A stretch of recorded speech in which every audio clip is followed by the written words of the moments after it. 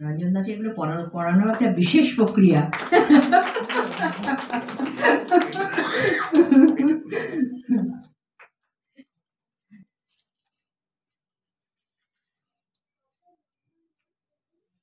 আমার একটা সৌভাগ্য আছে জানেন, আমি খালি গলাতেই বলছি, আমার গলা অনেক না না, আমাদের সব অমায়িক গলা, কোনো চাপ নেই, অমায়িক গলা, কোনো অসুবিধা নেই। সেটা হচ্ছে এই যে সব প্রধান অতিথি আমি আনি না, এই রঞ্জন দা, তারপরে মানসী, বোমাদি আসবে প্রথম, আবার আসবে, এরা আমাকে কখনো ফেরায় না, কিন্তু কোনো অজুহাতেই ফেরাতে পারে না।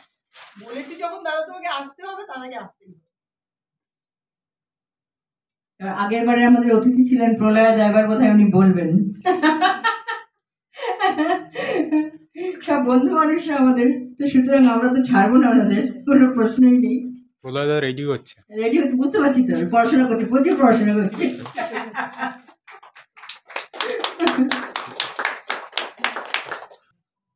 আমি কবি শঙ্খ ঘোষকে মনে রেখে একটি আবৃত্তি পাঠ করছি।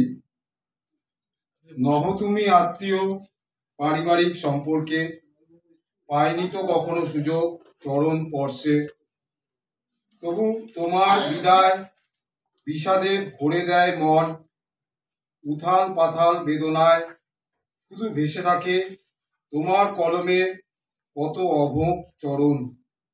বিবেক বিক্রির হাটে ওরা রাজধানীর অনুগ্রহ লোটে, সেই লজ্জার মাঝে তুমি দৃঢ় মেরুদণ্ড, এক বেয়াদব বজ্র মানিক।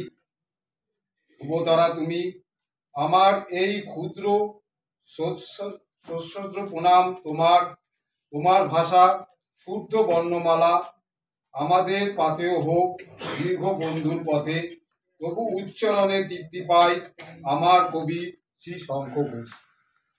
নমস্কার।